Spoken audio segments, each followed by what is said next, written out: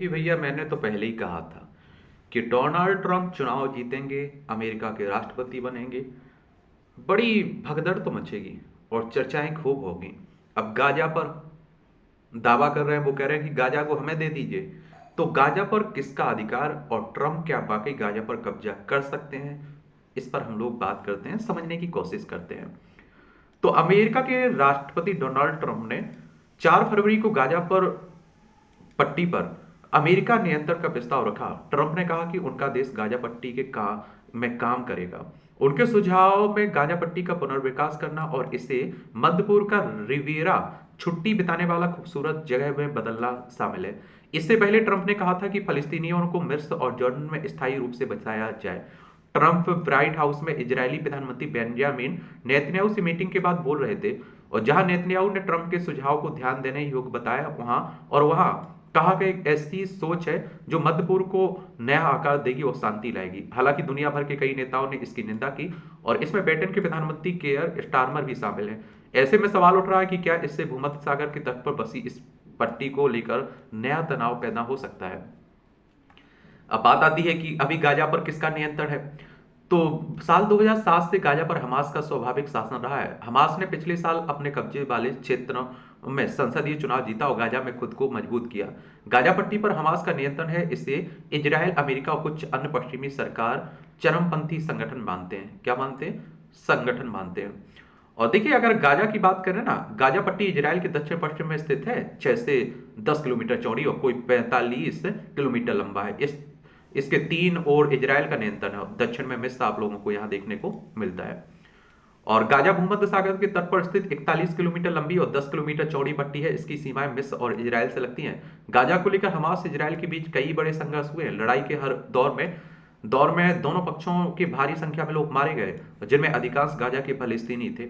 7 अक्टूबर 2023 को हमास के लड़ाकों ने गाजा से इजरायल पर हमला किया, और जिसमें लगभग 1200 इजरायली मारे गए और 250 से अधिक इजरायलियों को उन्होंने बंधक बना लिया। इसके बाद इजरायली सेना ने गाजा में बड़े पैमाने पर हमला किया, जो लगातार 15 महीने तक चला।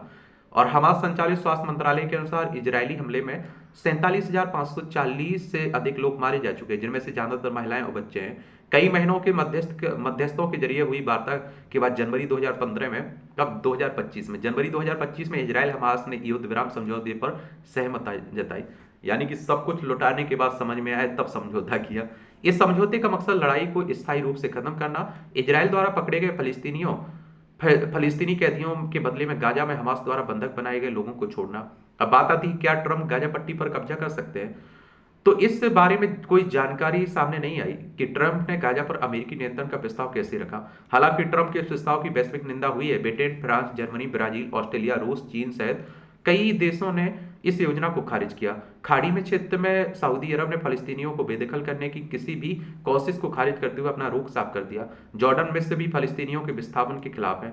अंतर्राष्ट्रीय कानून के तहत किसी आबादी को जबरन बेदखल करने के प्रयासों पर सख्त प्रतिबंध है, और फलस्तीनियों के साथ साथ अरब देशों भी इसे फलस्तीनियों का निष्कासन और उनकी जमीन से नस्लीय जनसंहार ही मानते हैं। घरेलू स्तर पर अमेरिका में ट्रंप के चुनाव से पहले विदेशी संघर्षों में शामिल होने के मुद्दे पर कोई खास जोर नहीं दिख रहा था। ट्रंप के समर्थकों के लिए अर्थव्यवस्था और आप्रवासन मुख्य मुद्दे थे। अमेरिकी राष्ट्रपति के पद के लिए मतदान से पहले जारी किए गए इप्सोस और यूगो पोल ने पता चला कि अमेरिकी चाहते हैं कि सरकार महंगाई पर ध्यान दे। यह साफ नहीं है कि गाजा पर नियंत्रण को लेकर वहां अमेरिकी नौसेना को सैनिकों को भेजना शामिल होगा या नहीं। जब पूछा गया कि क्या गाजा को अमेरिका के नियंत्रण में लेने के प्रस्ताव में अमेरिकी सैनिक शामिल होंगे, तो ट्रंप ने कहा, हम वही करेंगे जो जरूरी होगा।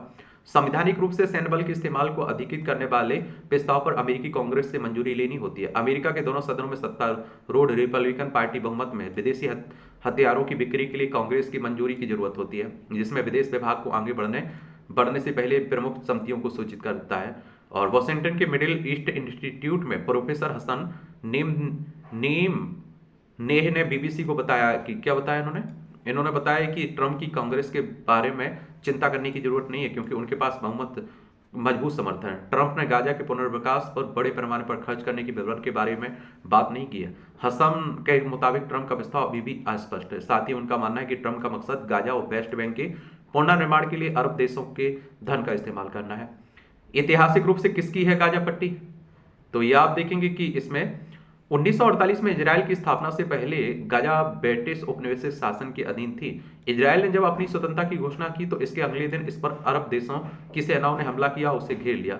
1949 में युद्ध विराम के साथ लड़ाई खत्म होने तक इजराइल ने अधिकांश क्षेत्र पर कब्जा कर लिया।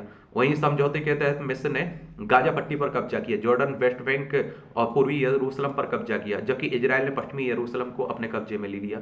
1967 में युद्ध में मिस्र को गाजा से बाहर निकालकर इस पर इजराइल ने कब्जा किया, जिसने यहूदी कॉलोनियां बसाई, गाजा की फलस्तीनी आबादी को मिलिट्री शासन के अधीन कर दिया।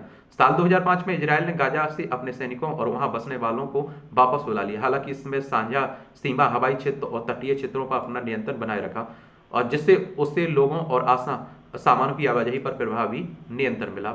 इस नियंत्रण के कारण संयुक्त राष्ट्र अभी भी गाजा को इजराइल के कब्जे वाला क्षेत्र मानता है। संयुक्त राष्ट्र यानी कि यूनाइटेड नेशंस की बात हो रही, 24 अक्टूबर 1945 में स्थापना हुई थी। हमास ने 2006 में फलस्तीनी चुनाव जीता और अगले साल भीषण लड़ाई के बाद अपनी प्रतिद्वंदियों को इस क्षेत्र से बाहर निकाला। इसके जवाब में इजराइल और मिस्र ने नाकाबंदी कर दी। इजराइल ने क्षेत्र में आने वाली अधिकांश चीजों पर निगरानी लागू कर दी। इसके बाद के वर्षों में हमास और इजराइल के बीच कई बड़े संघर्ष हुए, जिनमें 2008, 9 का और 12 का 2014 में संघर्ष हुआ। मई 2021 में दोनों पक्षों के बीच एक बड़ा संघर्ष हुआ। 11 दिन के बाद युद्ध विराम हुआ। क्या गाजा में गैस और तेल है? तो संयुक्त राष्ट्र के अनुसार कब्जे वाले फलस्तीनी क्षेत्र में तेल और गैस के संभावित भंडार है। साल 2019 में संयुक्त राष्ट्र व्यापार और विकास संगठन ने एक रिपोर्ट जारी की थी।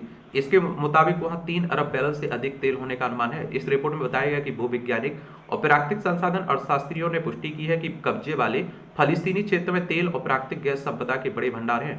कब्जे वाले वेस्ट बैंक के एरिया में सी में और गाजा पट्टी के भूमध्य सागर तट के समुद्री इलाके में, और इससे लेवेंट बेसिन में तेल और नेचुरल गैस की नई खोजों की ओर इशारा किया गया।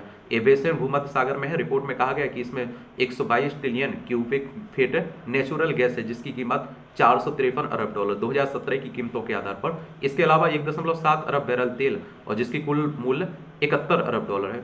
कुछ विशेषज्ञों का मानना है कि ट्रंप का प्रस्ताव गाजा से तेल और गैस साधनों को निकालने से हो सकता है। हालांकि अन्य लोगों का तर्क है कि गाजा में दिलचस्पी आर्थिक से अधिक राजनीतिक है। ऊर्जा विशेषज्ञ और मध्य पूर्व में ऊर्जा की भू राजनीतिक की जानकारी लॉरी हितायर ने बीबीसी को बताया कि 2000 में सन 2000 के दशक में गाजा के समुद्री इलाकों में तेल गैस की खोज की गई थी। इस क्षेत्र को विकसित करने में के बारे में बात हुई थी। वह कहती हैं कि यह उन कारकों में से एक हो सकता है जो ट्रंप ने गाजा पर नियंत्रण का सुझाव देते समय ध्यान में रखा हो, लेकिन यह एकमात्र कारण नहीं है। वो कहती हैं गाजा में तेल और गैस की मात्रा का सही से आकलन करने के लिए अधिक काम किए जाने की जरूरत है। गाजा से एक आर्थिक विशेषज्ञ तावा कहते हैं कि ट्रंप के पास खाड़ी और ऐसे देश हैं जो गाजा की तुलना में गैस और तेल के मामले में अधिक समृद्ध हैं। गाजा पर उनका ध्यान राजनीतिक अधिक है। बीबीसी से बात करते हुए इजराइल में अमेरिका के पूर्व राजदूत ने कहा कि डोनाल्ड ट्रंप गाजा में संकट को रियल एस्टेट निर्माण की समस्या के रूप में देखते हैं। डेनिस रॉस कहते हैं कि मुझे ऐसा लगता है कि उनका इरादा कुछ इस तरह का है कि हम एक ऐसे क्षेत्र को बदलने जा रहे हैं जो हमेशा से गरीब रहा। ट्रंप की घोषणा पर फलस्तीनी क्या कह रहे हैं? तो फलस्तीनी मानते हैं, ये क्या मानते हैं कि ट्रंप का प्रस्ताव उन्हें उनकी जमीन से सीधे दखल कर देगा और देना है। फलस्तीनी राष्ट्रपति महमूद अब्बास ने ट्रंप के प्रस्ताव को अंतर्राष्ट्रीय कानून का गंभीर उल्लंघन बताया। उन्होंने गाजा से फलस्तीनियों को निकालने की किसी भी योजना का विरोध किया। उन्होंने कहा कि हम अपने लोगों के अधिकारों का उल्लंघन नहीं होने देंगे, जिसके लिए हमने दशकों तक संघर्ष किया, महान बलिदान दिए। संयुक्त राष्ट्र में फलस्तीनी प्रतिनिधि मंडल के नेता रियाद मंसूर ने कहा कि जो लोग फलस्तीनी लोगों को एक अच्छी जगह पर भेजना चाहते हैं वो उनके मूल घरों में वापस जाने की मंजूरी दें, जो अब इजराइल है। वहीं गाजा पट्टी में आम फलस्तीनी ट्रंप के प्रस्ताव को सजा बता रहे हैं। गाजा में 43 साल के महमूद अल मासरी ने बीबीसी को बताया कि ट्रंप के सुझाव से गाजा में एक भी व्यक्ति सहमत नहीं है। वो सवाल करते हैं कि भली हम मलबे के बीच ही क्यों ना रहे, हम अपने घरों से कभी बाहर नहीं निकलेंगे। क्या ट्रंप चाहेंगे कि कोई अमेरिकियों से कहे कि वे चले जाएं और कहीं स्थायी रूप से बस जाएं? 28 साल की सनावेल अल घूल ट्रंप के प्रस्ताव को बेहद खतरनाक बताती हैं। वो कहती हैं ट्रंप का मानना है कि हम जिस दर्द, भुखमरी, विनाश और मौत का सामना कर रहे हैं वह हमें गाजा में अपने अधिकार को आसानी से छोड़ने के लिए मजबूर करेगा। फलस्तीनी वकील यूसुफ अल हदाद ने बीबीसी को बताया कि ट्रंप गाजा के पुनर्निर्माण के विचार का इस्तेमाल दबाव के हथियार के रूप में कर रहे हैं, जिसका मकसद गाजा के लोगों को उनकी जमीन छोड़ने के लिए मजबूर करना। उन्होंने इसे दुर्भावना से भरा बताया। नेबल अब्देलाल जैसे फलस्तीनियों का कहना है कि वे चाहते हैं कि पुनर्विकास की योजना फलस्तीनी हाथों में रहे। उन्होंने कहा कि जब तक पुनर्विकास पूरा नहीं होता, गाजा के लोग पट्टी में मौजूद बेहतर जगहों पर जा सकते हैं, लेकिन किसी को भी ये जगह नहीं छोड़नी चाहिए। बाकी आप लोग क्या सोचते हैं, अपनी राय आप लोग दे सकते हैं, बता सकते हैं। धन्यवाद।